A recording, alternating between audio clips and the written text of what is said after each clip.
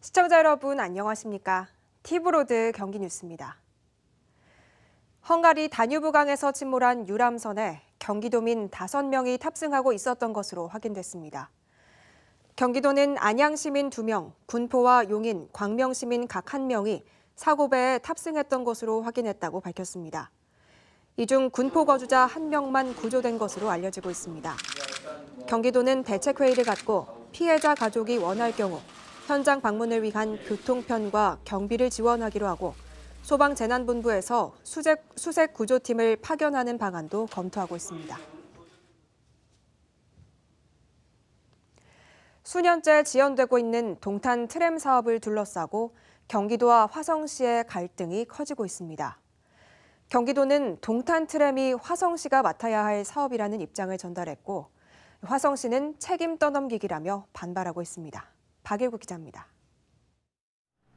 동탄 이신도시 중심을 관통하는 동탄대로입니다.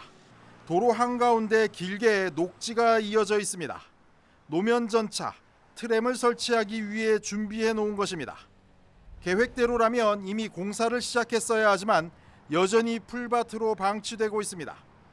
최근 이 동탄 트램 건설과 관련해 경기도가 공식 입장을 화성시에 전달했습니다. 화성시의 요구로 트램 1, 2단계 사업을 동시에 추진하는 것으로 변경했고 도시철도로 고시된 만큼 앞으로 화성시가 자체 추진해야 한다는 입장입니다. 도 관계자는 인덕원 동탄철도 계획으로 광역 기능을 상실했고 전체 노선의 90%가 화성시 철도인 만큼 화성시가 맡는 것이 타당하다고 밝혔습니다. 화성시는 반발하고 있습니다. 사업 시작부터 경기도가 맡아서 진행했고 광역교통대책은 경기도가 맡아야 할 사업이라는 겁니다. 동탄 이신도시를 만들면서 경기도가 광역교통대책으로 수립하고 교통수단도 트램으로 결정해놓고 뒤늦게 화성시로 책임을 떠넘기고 있다는 겁니다. 경기도 의회에서도 문제가 불거지고 있습니다. 화성 출신 박세원 의원은 위례신도시 트램 사업엔 적극적이던 경기도가 적자를 내세워 손을 떼려 한다고 강력히 비판했습니다. 적자가 예상되면 기초지자체가 알아서 해야 하는 것입니까? 이게 이재명 지사님이 말씀하시는 억강부양식의 행정입니까? 1년 전 동탄 신도시 주민들은 이재명 지사님께 득표율 63%라는 압도적인 표로 당선시켜 주었습니다. 그러나 1년 후 동탄 신도시 주민들에게 돌아온 건 경기도는 사업에 손을 떼겠다는 날벼락 같은 소식뿐입니다.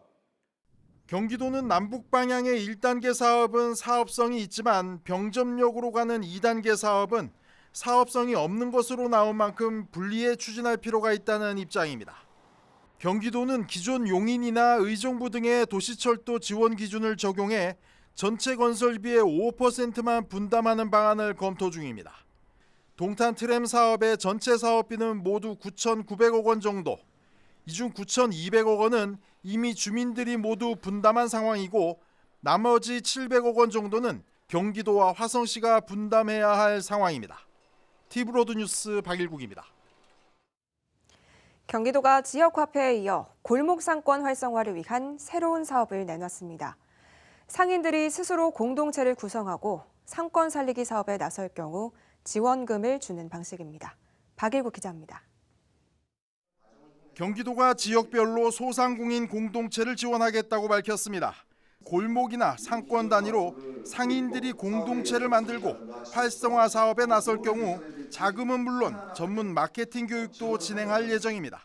소상공인과 자영업자가 골목상권 공동체의 주체로서 참여해서 당면 문제를 공동체 스스로 진단하고 해결해 나갈 수 있도록 조직화하고 역량을 강화하는 데 저희가 지원에 초점을 둘 계획입니다. 경기도는 2022년까지 300개 공동체를 선정해 252억 원을 지원할 방침입니다.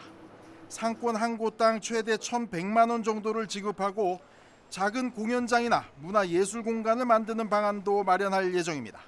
문화의 거리, 걷기 좋은 거리 이런 걸 만들었으면 우리가 굉장히 활성화되지 않을까 이렇게 생각을 하고 있습니다. 이 밖에 조성된 지 20년이 넘은 노후 상권 10곳에 대해선 2020년까지 한 곳에 최대 8억 원의 예산을 지원할 계획입니다. 주변 지역의 유동인구 등을 분석해서 유망 업종 등을 권장하는 방식도 도입될 예정입니다.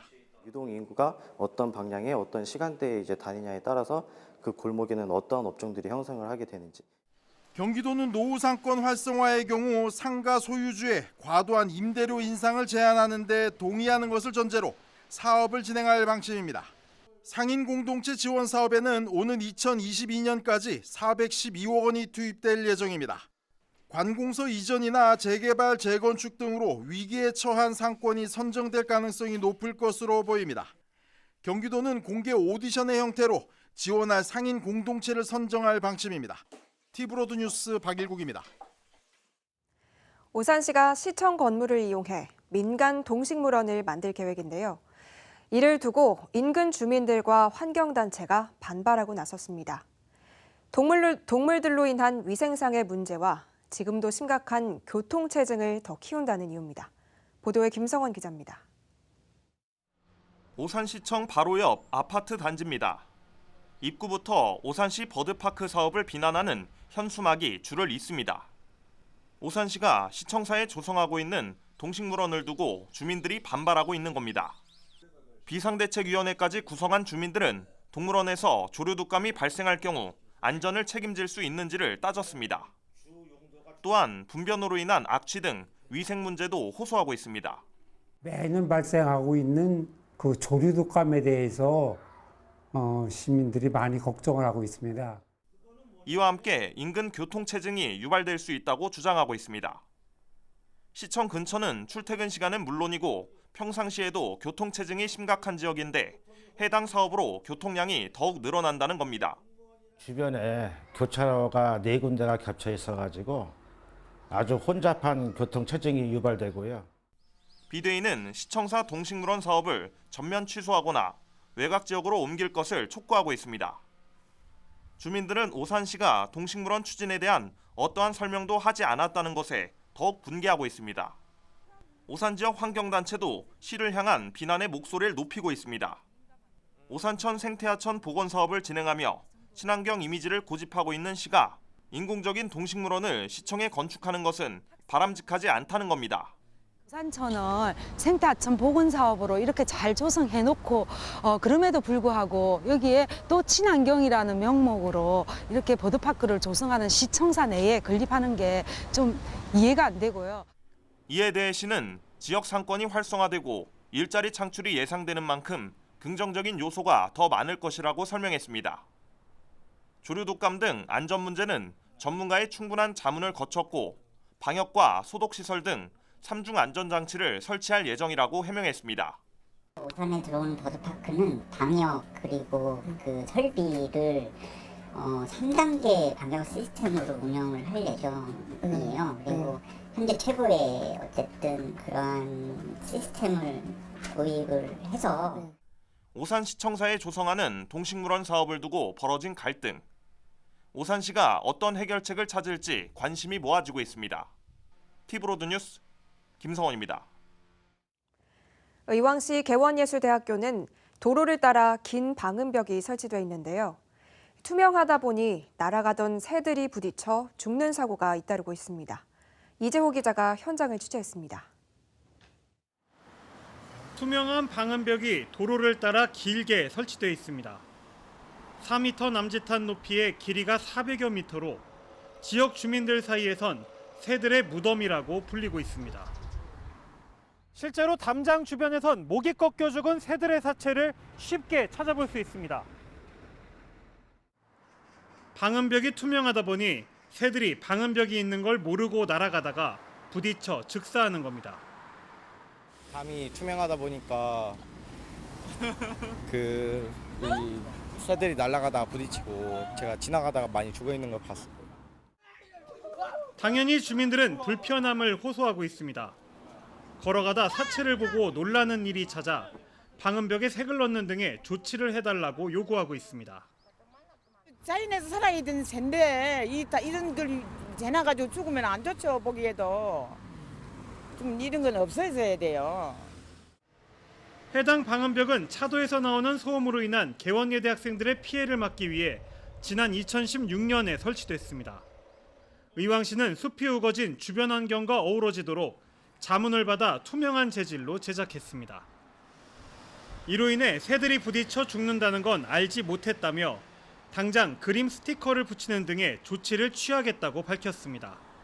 환경이 디자인돼서 올라간 거야 약간 모양이 이제 안 예쁘니까. 근데 그래도 뭐 새가 죽거나 미관이 안 좋거나 또 지나다니시는 분이 불편하면 붙여야죠. 붙이는 게 맞죠. 한편 방음벽 길 건너엔 모락산이 있어 이 일대엔 새들의 서식이 많은 편입니다. 티브로드 뉴스 이재호입니다. 10억 원대 불법 정치자금을 받은 혐의로 재판에 넘겨진 용인 갑선거구 이우현 국회의원이 대법원에서 징역 7년을 선고받았습니다. 대법원은 이 의원의 상고심에서 징역 7년에 벌금 1억 6천만 원, 추징금 6억 9,200만 원을 선고한 원심을 확정했습니다. 이 의원은 지난 2014년 6.4 지방선거에서 공천 청탁 등의 목적으로 19명의 지역 정치인들과 사업가들로부터 11억 8천여만 원의 불법 정치자금을 챙긴 혐의로 구속 기소됐습니다. 또 사업가 김모 씨로부터 철도시설공단과 인천국제공항공사를 수주하게 해달라는 청탁 등과 함께 1억 2천만 원의 뇌물을 받은 혐의도 있습니다. 선출직 공무원은 형사사건에서 금고 이상의 형이 확정될 경우 직을 잃게 되는 국가공무원법에 따라 이 의원은 의원직을 박탈당했습니다. 하나, 둘, 셋!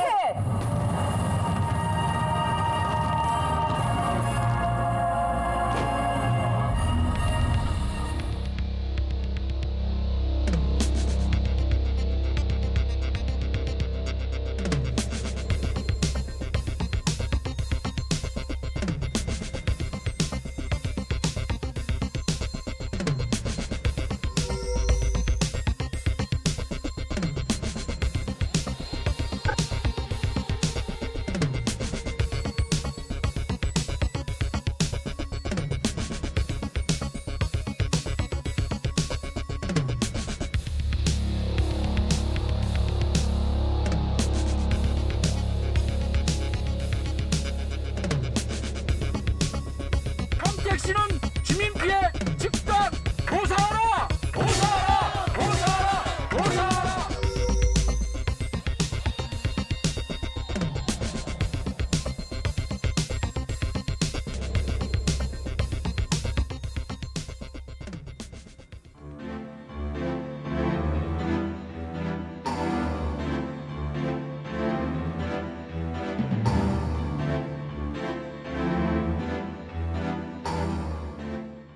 일단 첫 걸음은 띄었고요. 성균관대학교가 의지를 가지고 이 사업에 적극적으로 참여했습니다.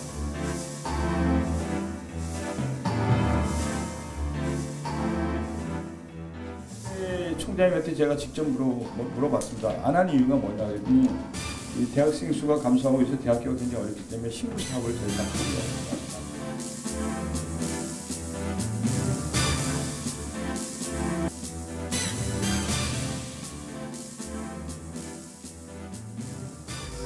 확실하게 완수를 하겠습니다. 우리 평택의 성장 기반 그리고 성장 동력이 되도록 모든 노력을 다하도록 하겠습니다.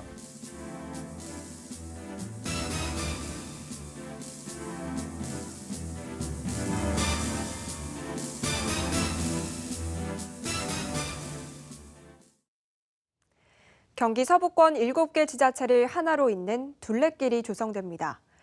주요 관광지를 둘레길로 연결할 계획인데요. 6월 중 연구 용역에 들어갑니다. 이창호 기자입니다. 서해안 주변의 7개 지자체가 경기 서부권 문화관광협의회를 구성했습니다. 여기에는 평택과 화성, 안산, 부천, 시흥, 김포, 광명 등 7개 지자체가 참여하고 있습니다.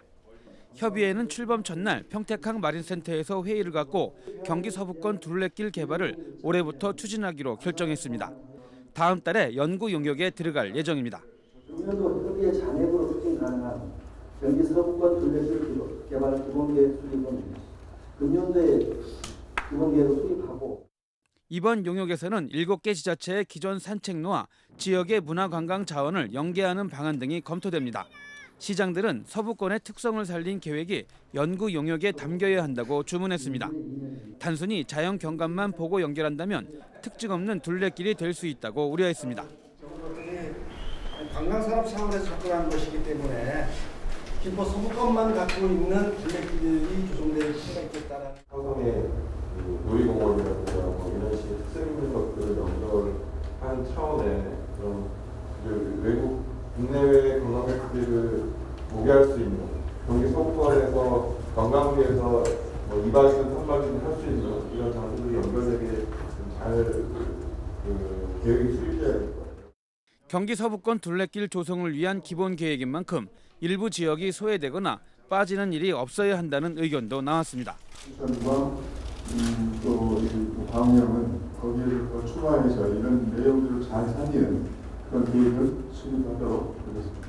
이 시장인들의 좀 전에 의견 주신 내용들을 기본 계획에 수립하도록 하고.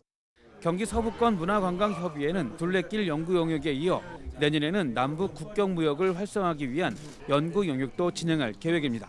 TV로드 뉴스 이창호입니다. 청년 실업 문제가 좀처럼 풀리지 않고 있습니다. 특히 대졸 실업자 수가 급증했는데요. 전공과 취업이 연계될 수 있도록 대학들이 자구책을 마련하고 있습니다. 이재문 기자입니다. 안양시 의회 잔디광장에서 열린 취업박람회. 안양과 인근 지역의 30개 기업이 참가했습니다.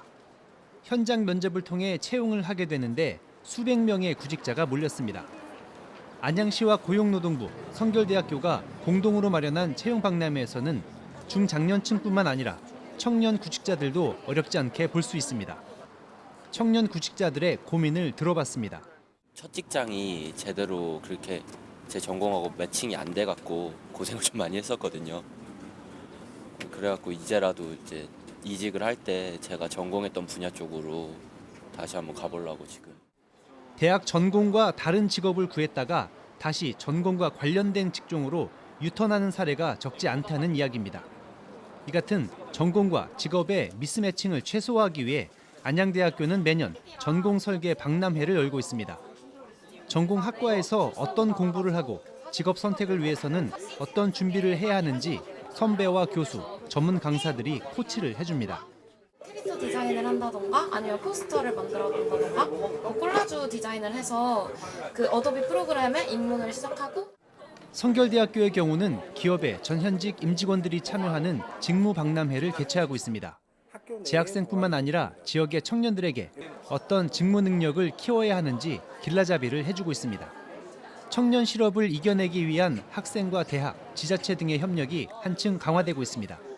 TV로드 뉴스 이재문입니다. 지금으로부터 16년 전 복원된 화성행궁은 수원의 대표적인 볼거리이자 세계적인 유산으로 자리매김했죠. 행궁 주변으로 또 다른 역사의 흔적을 찾기 위한 발굴 작업이 한창인데요. 해경궁 홍씨의 회갑잔치를 위해 만들어졌던 공간 별주터가 확인됐습니다. 김효승 기자입니다. 두 개의 구덩이 끝에 돌로 만든 길이 이어집니다. 부엌의 아궁이와 불길이 진한 온돌방 자리입니다. 조선시대 해경궁 홍씨 회가변 음식을 만들기 위해 지은 건물 별주의 발굴 현장. 220여 년 전의 흔적이 처음으로 시민들에게 공개됐습니다. 실제로 본다는 게 너무 신기하고요. 완벽하게 행궁이 다 이제 복원이 된다면 너무 아름다울 것 같아요. 화성 성역의궤 행궁 전도에 담긴 별주는 두 개의 건물로 서로 마주보는 기역자 형태인데 한 건물은 부엌과 방, 창고로 구성된 흔적이, 또 다른 건물 자리에선 주초석과 기둥을 두었던 터가 발견됐습니다. 별주가 실제 있었음을 증명하는 건 물론 규모까지 확인할 수 있게 된 겁니다. 별주 주변으로는 담장터와 인공 연못으로 추정되는 장소, 조리할 때 쓰였을 것으로 보이는 우물도 발굴됐습니다. 별주는 정조가 승하한 이후 분봉상시로 이름이 변하고 제례를 준비하기 위한 장소로 그 용도도 바뀌었는데 현장에선 당시 장소의 쓰임새 등을 추론할 수 있을 만한 흔적이 발견돼 추가 조사가 진행 중입니다. 수원시는 다음 달 현장 발굴 작업을 마무리한 뒤 오는 2021년까지 유적을 복원한다는 계획입니다. 2021년 화성 행궁의 완전한 복원을 예정하고 있는데 그 이전까지 유구를 안전하게 보존하기 위해서 포장재로 덮어서 보관할 예정입니다. 일제강점기 쓰러져간 수원 화성의 역사가 하나둘 복원되고 있는 가운데 수원시는 별주를 비롯한 화성행궁 발굴지를 어떤 식으로 복원할지 토론회 등을 통해 시민과 논의한다는 계획입니다. 티브로드 뉴스 김효승입니다. 평택시는 가칭 브레인시티 테크노파크 조성에 따른 사업 설명회를 서울에서 열었다고 밝혔습니다. 시는 설명회에서 성균관대학교가 사업을 포기한 대학교 용지인 가칭 브레인시티 테크노파크의 개발 방향과 사업 지원 방안을 설명했습니다. 해당 사업 부지에는 4차 산업 관련 대학과 기업, 정부 출연 연구기관, 의료시설 등의 유치를 추진하고 있습니다. 평택시는 종합적인 의견을 검토해 올해 안에 대학교 용지 사업 계획을 확정할 방침입니다. 이천시가 지난 4월 실시한 시민과 기업이 직접 제안하는 민생규제혁신 아이디어 공모를 다음 달 28일까지 연장합니다. 시는 시민과 기업의 규제 애로를 더 많이 담기 위해 한 달간 더 연장한다며 많은 참여를 부탁했습니다. 규제혁신 아이디어는 국민생활과 생업활동과 관련된 규제를 대상으로 개선 과제를 제출할 수 있습니다. 응모는 이천시 홈페이지 규제 개선 공모 코너에서 서식을 내려받아 우편 또는 온라인으로 제출하면 됩니다. 다음은 지역 소식입니다.